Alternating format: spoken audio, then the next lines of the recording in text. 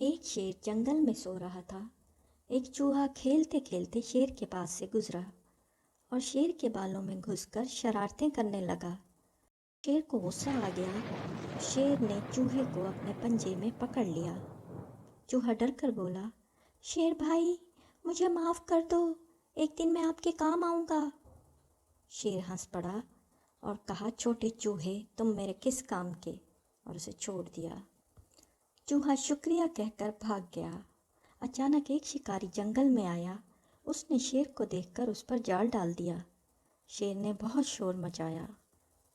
چوہا شور سن کر دوڑ کر آیا، دیکھا تو شیر جال میں قید تھا۔